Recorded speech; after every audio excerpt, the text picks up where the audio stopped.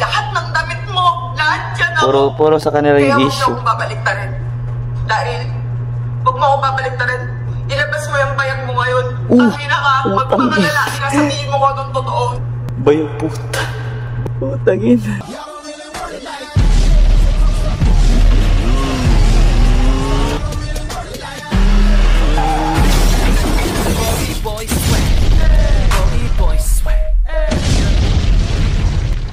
Hey, what's up mga ka-Rampage? Good afternoon guys. Nung nakaraang araw guys, hindi ko alam kung dati pa yun o nakaraang araw pala, last week ata, nanalo ako sa online sa Boom. Tapos pinadalahan ko si Elisa guys, which is the 300 guys, diba? 300 yun guys. So ano nga bang content natin ngayon guys? Yung content natin ngayon is about Eskustakli. Wait lang, lagay ko na dito. It's about Eskustakli guys. May issue na naman guys. Walang katapos itong issue na to. Si Eskustakli guys, may issue yan eh. Kasi nga, malapit na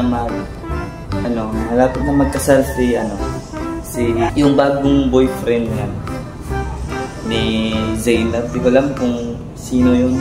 Nandito pa ba yung post ni Eskustakli.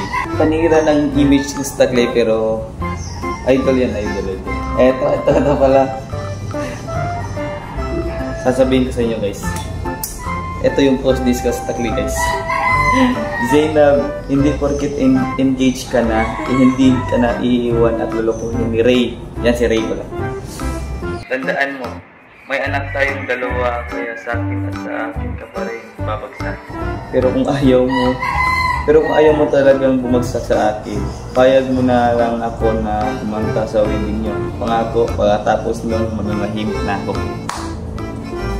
Hindi ako makapaniwala yun guys. Feeling ko manggugulo lang si Eskustakli doon. Nananahimik sila tapos gugulin mo pa. Ano yun? Oh shit. Issue na naman. So yun, punta muna tayo sa baba kasi pag-usapan natin yan. Kasi ayoko ng issue talaga eh. So let's go! Tumae siya. Baho. So yan mga ka-Rampage, baling nakakabaliw lang yung ganun, diba? Ito yung post. Hindi nyo ba kita? Ito.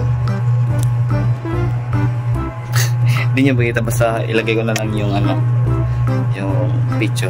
Yan. So yun, sisave ko to guys. Another issue na naman. Walang katapusan talaga itong mga issue na to eh, diba?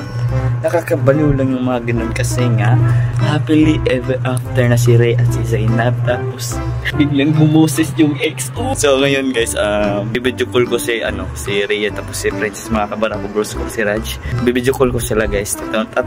Tatanungin ko isa-isa kung ano ba ang masasabi nila. So yun, siguro kakausapin ko muna sila guys. So mamaya.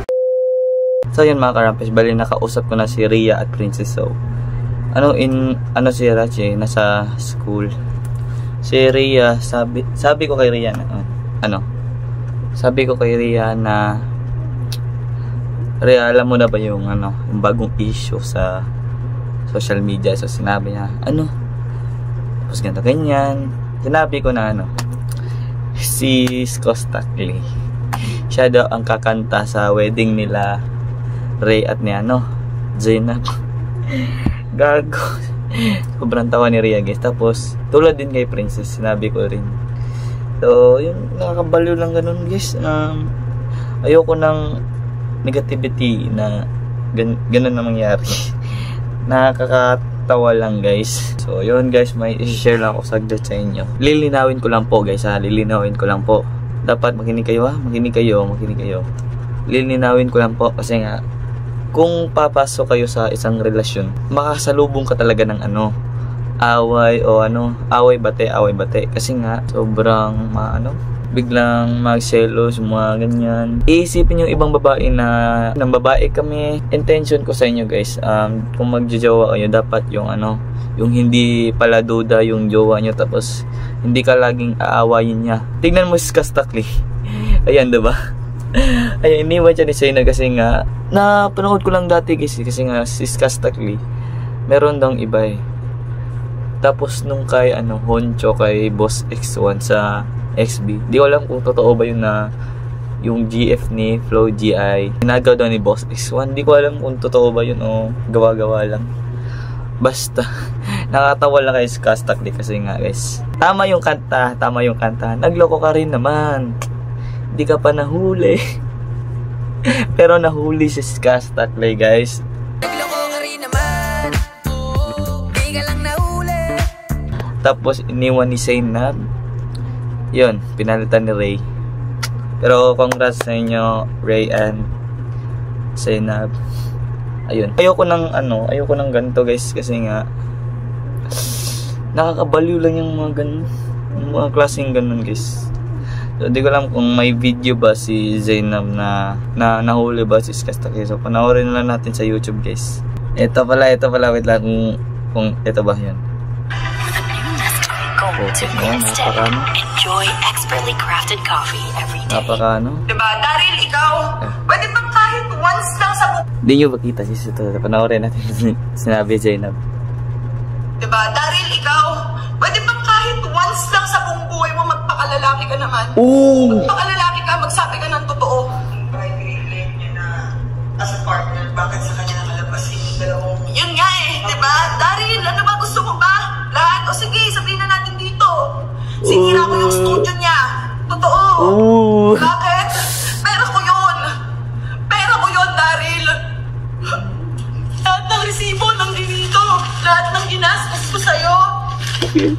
Sa mga music video mo, sa mga parts na sasakyan mo, sa buong PC mo, lahat yan, Daryl. Lahat ng damit mo. Lahat yan ako. Puro sa kanila yung Kaya issue. huwag mo babalik na rin. Daryl, huwag mo ako babalik na rin. Ilabas mo yung payak mo ngayon. Kasi na ka. Magpakalaki ka, sabihin mo ko anong totoo. Gago. Bayag puta. Putangin. Hindi yung ako yung dinidiin nyo dito at sinisiraan mo. Ikaw, Daryl, sabihin mo yung totoo kung ano yung mga pinagsasabi mo na masasama tungkol sa baklang yan. Porket hindi kami okay ngayon, dyan kayo lahat, sisip-sip kayo, salita kayo na salita ng kung ano-anong bad tungkol sa akin, para lalo mag-trigger, para lumabas sa social media, lahat ng hinanaing nyo. Ba't di kayo magsalita kung talagang may ginawa akong masama sa inyo? Eto. Gago guys. Putang bayag yan. Ang inang yan. So yun mga karampage, may nakita pa ako isa. Ito yung live ni si Kastakli. Hindi ko alam kung sa Instagram na to. Ito, panoorin natin. May laway pa. Miss Kastakli. Unang-una sa lahat, ayan o, may nag-comment. Ito talaga, gusto kong sabihin to. Hindi ko tinatakbuhan yung responsibility ko kay Pia. Kung binibigyan ako ng pagkakataong maging tatay, pero hindi ko masisisi yung side ng tawag na ito ni Seb. Hindi ko masisisi. Ako okay lang na, para sa akin okay lang na banggitin ko yung pangalan niya dito kasi ako okay naman na ako, wala na akong kahit na anong drama. Ako inaayos ko kung ano yung mga na-realize kong mali sa akin, yung inaayos ko yung mga decision ko na mali. May mali talaga siya. Na lahat ng mga nagawa ko, my bad, akin yun, sorry. Nagkamali ako. Okay, pero hindi naman ibig sabihin na hindi ko kayang magbago, men. Kailangan ko magbago. Diba? At ayun yung ginagawa ko ngayon. Ito hindi ko to sinasabi. Hindi ko tinatakbuhan yung responsibilidad ko bilang tatay kay Pia. Siguro, nire-respeto ko pa rin yung kung ano yung nararamdaman ng mami niya. Kasi kung bibigyan ako ng pagkakataon na pumunta doon, makikipag-usap ako. Kung magsusorry ako this time, talagang sorry ako. Kasi dahil sa nagawa ko, na-realize ko din naman lahat na nagawa ko eh. Ito yung naging resulta. Okay. Pero tama naman si Kastakli doon, may responsibilidad siya kay Bia, pero hindi sa manggugulo siya sa kasal nila. Ano yun? Hindi naman lahat na Ito guys, meron pa last na to talaga. Kasi yung mami ni Pia, hindi pa kami okay nung mami ni Pia.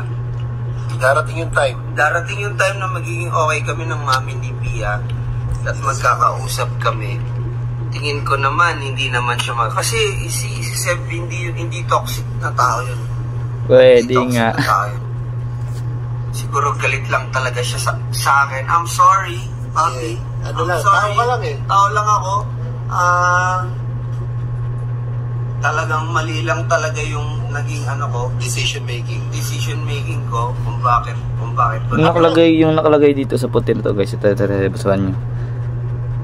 Skastakli nag-react sa proposal ni Zia at Ray.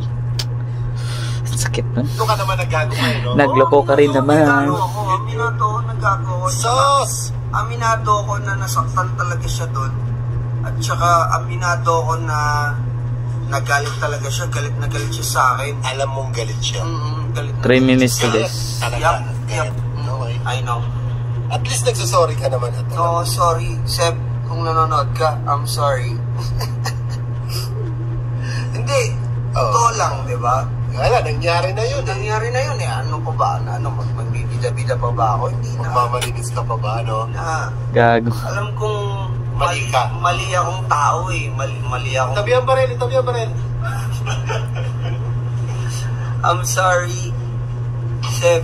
Kaya kung mapapatawad mo ko, sana patawarin mo na ako kasi may baby tayo, si Pia. Oh. Diba? Corny. Ang cringe niya, guys. May baby biro. May baby kasi kayo. May baby. Pero engaged naman talaga si Ray at Zainab. Naiintindihan ko siya kung bakit siya galit na galit sa akin. Hindi ko siya masisisi kung bakit ayaw niya ipakita sa akin si Pia. Kasi mali ka naman talaga. Oo, mali naman talaga ako. Mali naman talaga ako. Kaya nga... Baka kung puro lang mali. Hindi, ako kasi yung tipong tao, Paps, na na madali ako magpatawad eh.